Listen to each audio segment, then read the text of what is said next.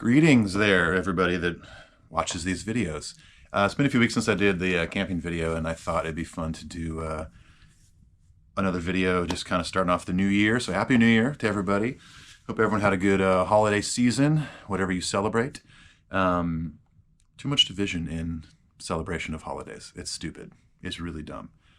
You want to say Merry Christmas? Say Merry Christmas. You want to say Happy Holidays? Say Happy Holidays. Who cares? Anyways, with that out of the way, I thought it'd be fun to pull out my record collection 5 of my favorite releases / what I picked up in 2023. Now, I usually post on like my socials, basically, here's the top 10 records that I picked up in 2020, whatever, or 1900 and something. Social media wasn't around then. But that doesn't always mean they came out in that year, but it's just what I picked up while on the road or here in Nashville. So I thought it'd be fun to do that again, but I just picked 5, and 2 of them are actually by the same artist. So, and that's okay. But they're great records, and I'll show you why here in a second. So the first one is originally did not come out in 2023, but this reissue did, excuse me, and that is No Doubt's Rocksteady. I'm a huge No Doubt fan. I grew up near Anaheim, so they were kind of like a local band back when we were in high school and stuff in the 1900s. And this record I absolutely loved. Obviously, like a bit of a departure from like, you know, Return to Saturn and Tragic Kingdom, and especially Self-Titled and Beacon Street. But I love it. It's a great kind of rocksteady, pun intended, some reggae stuff with Underneath It All on it. It's just a fun record. And I really wish they would make another album. I know they did one 2012, I think, somewhere around there. Wasn't great. There's some fun stuff on there for sure, but it didn't feel like a really good No Doubt record. And I have no idea why they won't get back together and make another record and do a tour. At least tour. Do another tour. God, I'd go see that in a heartbeat. I saw them twice on the Tragic Kingdom tour, and it was fantastic. And then I saw them on this tour promoting this record. I believe it was 2001. They did, because this came out in '01, I believe, right? Doesn't even say on the back. There it is. It's so small. I don't even need glasses. It's in there somewhere. It's just... It's got a... yeah, 2001 right there. I thought I said 2021 for a second, but either way. I saw them on Broadway and First Avenue here in Nashville, right downtown, way before Broadway became this horrible place to go hang out. It used to be really fun to go to the honky tonks and watch these amazing musicians play, and now it's just, I don't know, mix like Las Vegas with Mardi Gras with like the worst parts of the Jersey Shore TV show. That's basically Broadway. It's horrible. I don't ever go down there anymore unless I'm going to like a show at the arena or a hockey game. Yeah, no other reason to go down there. So trust me, there's much cooler stuff to do here than that. Anyways, I saw them on this record cycle. They were on what I think it was back in the day called the Honda Civic Tour. And I was just at this Mexican restaurant like the day before, and I saw a cheap ass flyer that said No Doubt, First and Broadway, tomorrow, or whatever the date was. And it was like 2 p.m. or something crazy. It wasn't like a night show or anything. I thought it was a joke, but I thought, I'm going to go down there and see what's going on. I get down there, I ran into a few friends, and all of a sudden I look up, and you know, there's not a lot of people. There's maybe 200 people scattered. And all of a sudden I look up and I notice, okay, that's definitely Adrian Young's drum kit. You know, that's Tom DeMont's guitar setup, etc. And sure enough, it was them. And by the end of the set, I think they only played about 45 minutes. It was a surprise show, and yeah, it was rad. They maybe drew a couple thousand people because, I mean, word started to get out that it was really happening. But it was fun. Anyways, all I have to say is that was on this album cycle. This is a 2023 reissue, and I love this record so much, so I picked that up on the road. What else we got here? This was not on the road purchase. This was online purchase, but for good reason. I'm going to pull off the original shrink wrap because it's probably really glary in my light over here. I'm not great at lighting, but I just threw up this ice light that I have for what you're seeing right now. But it's like reflective off guitars and whatever, I don't care. It's just really dark in my studio is what I'm saying. And I literally have all the lights I have on in here, and it's still really dark in here because I like it that way. Anyways, my friend Casey, she is the singer of a band called Now Now. Great band. Check them out, by the way. Their record Saved is awesome. Threads is a great record. But she, this year, put out her very first solo record. And it's called Think I'm Gonna Die. So, real positive title, Casey. Anyways, I've known her for a little over 10 years. Fantastic singer and lyricist, and really good with melodies. And she's just become a good friend over the years. We toured together in 2013. I was just kind of in between gigs and jumped on a thing teching for my buddy John Foreman on a tour called Heavy and Light, and now opened like acoustically on the whole tour. It's like 3 weeks, not super long. Anyways, all these years later, she decides to do her own solo record, and it's really cool. It's a very kind of mid-tempo indie rock kind of vibe. Now's second record, Saved, was I guess you could say slightly more electronic in a way. But this almost feels like it could be another Now record. But anyways, she put out a great record. I know these are limited, so I pre-ordered it when she put it up on her Instagram and all her socials, just to support my friend. So if these are still available, I would highly suggest getting one because it's a really great record. Yeah, cool looking layout, real simple, just the ocean, and Casey in a cowboy hat and her pink hair and all her denim with a Canadian tuxedo on. Sorry, Canadians, that's what we call it down here. It looks awesome, though. So yeah, check that record out. Next, this record is considered this guy's masterpiece, and this is the 10-year anniversary edition and the Indie Record Store exclusive of Jason Isbell's Southeastern. So this record is absolutely amazing. It was, I think this is before he started like titling the albums and the 400 unit with Sadler and Jimbo and those guys. But this record, yeah, I would highly recommend this. I mean, most people, if they don't dive into his records, probably know the song Cover Me Up. That's on this record. That's the first song on the record. But, I mean, you get that. Stockholm's a great song. Different Days. Live Oak is awesome. Yeah, man, this is just such a cool album. And they redid the artwork, too. Like, it's kind of rad. Like, this is like a more modern picture of Jason. And I thought that was kind of cool. They just duplicated the original artwork with updated photos. So pretty cool. But yeah, definitely check this record out if you haven't. All his records are pretty fantastic. The dude is, I know I feel this way, and I know a lot of people in the songwriting world do, but a lot of people consider him kind of one of the great songwriters of our generation, of this current generation of music. And I agree. I mean, the dude can't be copied, and he has a sound all his own, I think. And I've had the pleasure of seeing him live a few times, and also when I was playing with an artist named Morgan Wade, we opened a few shows for Jason, and just to watch him and his band do what they do live is pretty incredible. So get that or stream it, whatever, however you listen to music, check that record out.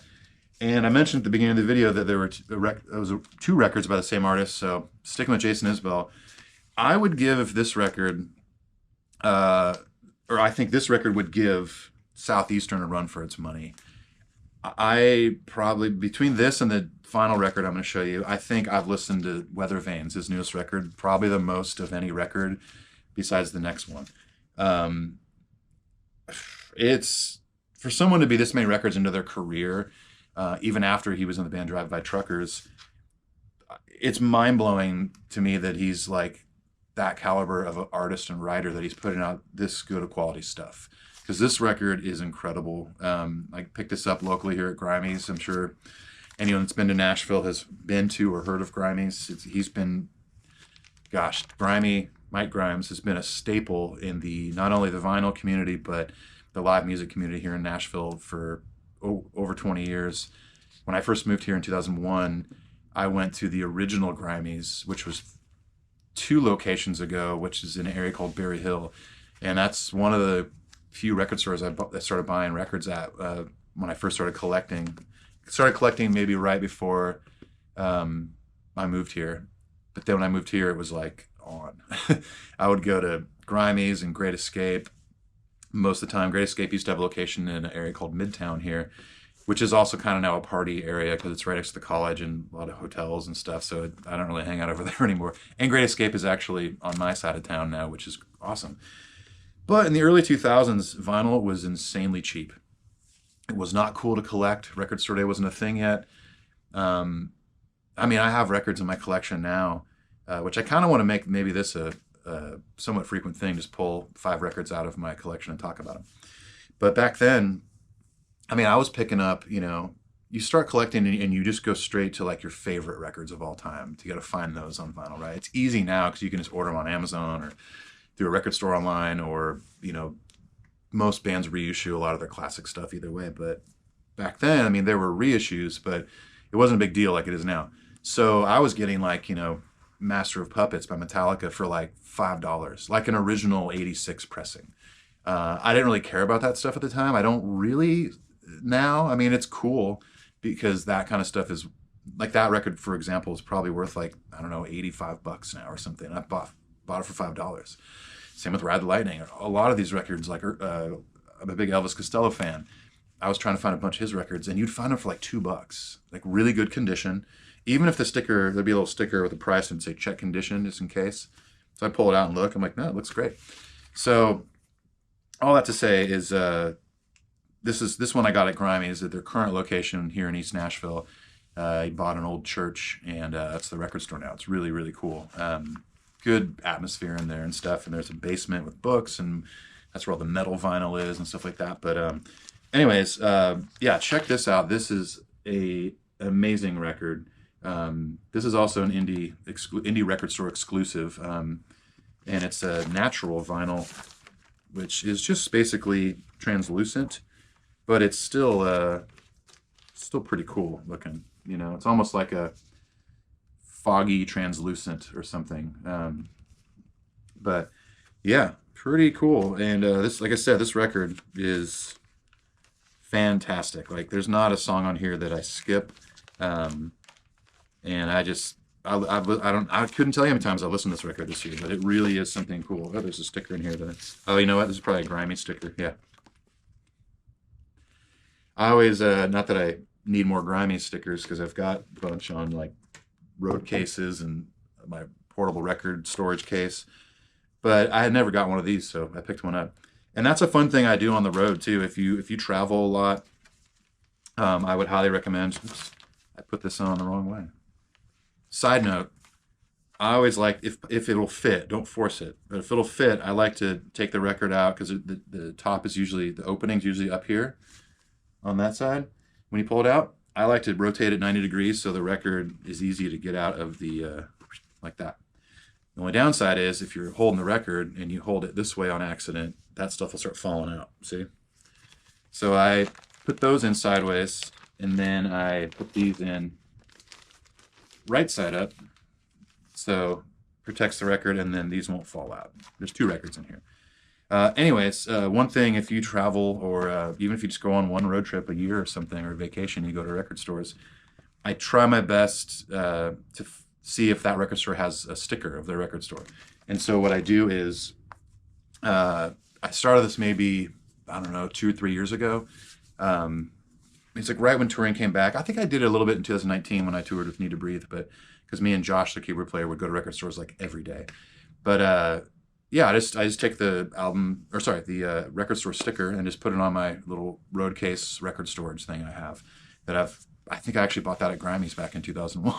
Either Grimey's or Great Escape. Those were like the 2 main record stores I went to. Or Phonolux. That's another good one here in town.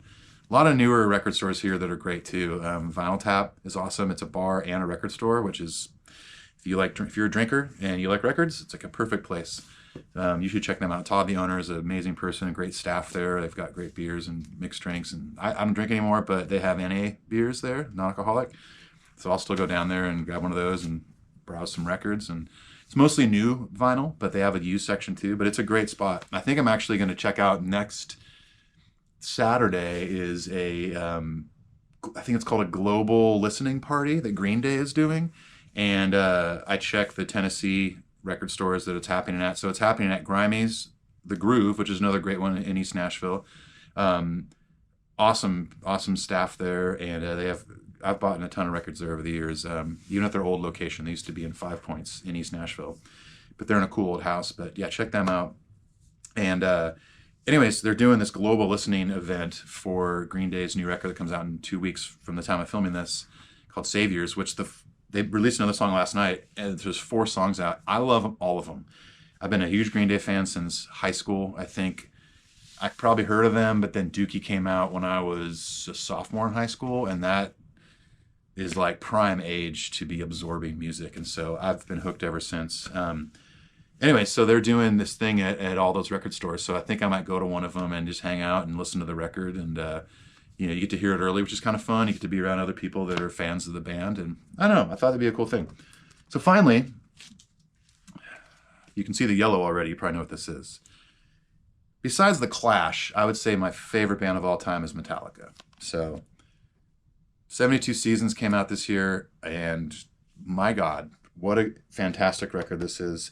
There are people out there that don't think it's good, and I mean, I've been touring, playing music for 25 years. I've been playing guitar since I was 11. Been a Metallica fan since I discovered them through Headbangers Ball back in the day on MTV. I saw the one video, and it was maybe, I couldn't tell you the time frame, but it was really close to when the Black Album came out. That came out, and that just changed my life. Been a fan ever since. 72 Seasons. There's a lot to say about this. I didn't think they could top Hardwired, which was the last record that came out. And man, did they top it, I think. I think it's, now that I've spent some time with it, it's been out for months now. I think it's their, I might even go as far to say it's, Death Magnetic is great, but I mean, overall, I'll say this: best bass mix. The bass is mixed, thanks to Greg Fidelman, the best it's been, I think, since the Black Album. You can hear the low end, obviously, on Hardwired and Death Magnetic, but there's something about the mix of this. I even talked to my friend Paul Moak about it when we were listening to it at his studio, and he made a point, and I don't know what technically this would be called, but at a certain point, you turn a record up loud enough, and it's going to give you some ear fatigue and it's almost distort in a way in your ears and maybe in your brain. But he was like, I don't know what they did, but I can turn this up as loud as possible, and it still sounds great. So props to Greg Fidelman and his team for producing and engineering and mixing such a great quality record. And there's so many good songs in this record. I also think this is another thing, if you want to, I hate kind of comparing it to the Black Album. I'm just using it as a time reference. But I think these are James's best vocals since, I would say, either the Black Album, but I also think he hit a vocal peak around the first S&M record, the live record, the Symphony. He was on top of his game at that point, I think. But vocally, though, he absolutely shines in this record. So if you haven't checked out Metallica in a long time, maybe you fell off the wagon when they put out Load and Reload. I like those records. Some people don't. I get it. They're divisive. But this record is absolutely fantastic. Some complain the songs are too long, but here's kind of how I look at it is, because it's their longest record to date now. I mean, Inamorata, the last track, is like 9-10 minutes or something. But I would check out this record because I feel like this and Hardwired are kind of a best of Metallica stylistically, because there's stuff in here, if you're a fan of the early stuff and the thrash stuff, Kill 'Em All through like Justice. There's stuff here that reminds me of the Black Album or Load and Reload. It's just great. I was a little I had a little head tilt on the artwork originally, but I've grown to love it. Especially once you get the actual record. Oh, this outer sleeve is really tight on here. Come on. Jeez. It's going to be fun putting back on. But yeah, the artwork, once you kind of open up, so you have, the crib and all the charred stuff and same on the back. But then it's like really cool once you like open it up and see the whole scene. And this was even cool too, like the 72 right here. And these amazing portraits of the guys really embracing that they're getting old, because that's just a fact, right? I think they look older in these photos than they actually are, like in person. But I mean, Grandpa James, and then just having the yellow behind that. The packaging is great. I mean, I can't say anything bad about this overall. Sonically, the artwork, the writing, it's just the performance. There's Yeah, nothing about me that hates this at all. And I've listened to this record, like I said, this record and Jason Isbell's Weather Vanes were probably my top two most listened to records. That's gonna take some time. Let me sort that out later. Um, but yeah, check out all those records. I mean, no doubt, obviously that's an older record from '01, but yeah, check out Casey Ray, the letter Casey, and then RAE. Check out her record, Think I'm Gonna Die, Jason Isbell's Weather Vanes, Southeastern, and then Metallica 72 Seasons. This is a little shorter than normal, and it's not like an adventure video or on the road video. I'm off the road right now. I'm in the middle of trying to figure out what I'm going to do this year for touring and a job, basically. This is always the most stressful kind of downtime of the year is winter. December, everything kind of shuts down for the holidays, and then January is just kind of like, okay, what am I going to do? You know, so as of now, I don't know what my plans are for touring this year. I know it'll happen. I just don't know in what capacity yet. So just going to be doing some side work around Nashville to get by and hopefully find something where I'm on the road full time again this year. And maybe it's something that extends into multiple years and I don't have to feel like this and be in this situation in next January. But there's some other fun stuff coming up around town that I think I'm going to film. There's a thing coming up called Grunge Night in Nashville that I play usually. It happens twice a year. And if I'm in town, I usually play it. It's just a big, long night of cover songs and from the 90s. And it's really fun. My friends Jack and Jim Ivins put it on. And it's just like a huge cast of Nashville musicians, people from bands, people who play for solo artists, the solo artists themselves. Like last year, my friends Joe and Lizzie from Hailstorm were there and jumped up on stage and played a couple songs. So I usually play on one or two songs, guitar or bass, and it's so fun. It's funny because you sit at home and practice these tunes, whether it be Alice in Chains or Pearl Jam or whatever. And then this is build up and you get there and a bunch of friends are there and it's exciting, it's fun. And then all of a sudden, you know, you go up and play for 2.5, 3 minutes and you're done and that's it. But I thought it'd be fun. I'm going to probably take a GoPro or two with me and do a little behind the scenes video of that night. So that shall probably be the next one unless me and Jack and Josh go camping again, which we're talking about. We definitely will go camping. I'm just not sure if it'll be before or after the Grunge Night, but we'll see. So thanks for watching, as always. And I've been having fun doing these videos, even if they're a little kind of last minute, not really boring, but just, you know, hey, here's some records. It's just fun for me to do. I'm a creative type person, and I have to have these little outlets. You know, I've got music, obviously, and writing and stuff like that. And yeah, doing these little videos is just fun for me. I love the editing process and filming it, obviously. And this is actually the awkward part. I just ramble. But anyways, whoever's watching this, I appreciate you watching it. If you subscribed, great. If you didn't, oh well. I'm just having fun. So we'll see you next time.